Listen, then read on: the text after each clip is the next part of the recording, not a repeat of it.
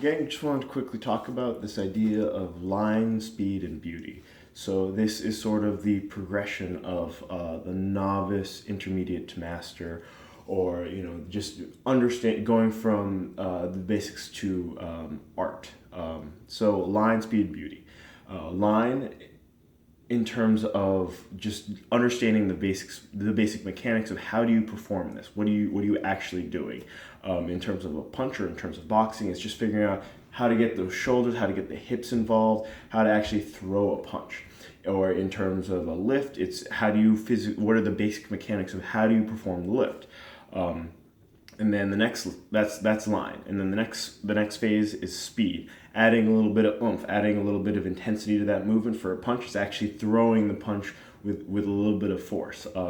Whereas before you're just trying to going through the motions, just trying to ingrain that movement pattern. In terms of a lift, it's sort of that progression from a deadlift to a clean, putting a little bit of speed on it, or maybe putting a little bit of intensity. So throwing it in a CrossFit workout under a time demand. And then the last one is beauty.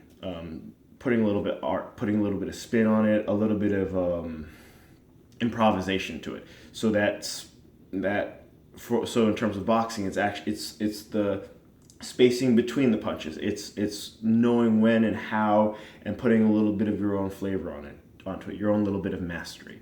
In terms of a CrossFit workout, you might not think of beauty in terms of a CrossFit workout, but if you watch certain high-level CrossFitters, the intensity that they bring, the intentionality that they bring, the mindfulness that they bring to a workout. If you watch Froning hit any of his workouts, really, you can tell that he has a different way of approaching it than most people do, and that's the beauty of it. You might not really think of hitting Fran as being beautiful, but the idea of that control, that beyond just the movement itself, intensity, that little bit of art, that individual flair that you can put into it, that is the next step. And that's something you can sort of see for anything you really do. In terms of drawing, it's just learning how to do shading. Then it's about building like something that you enjoy, and then it's making that thing that is an expression of yourself. So line, speed, beauty.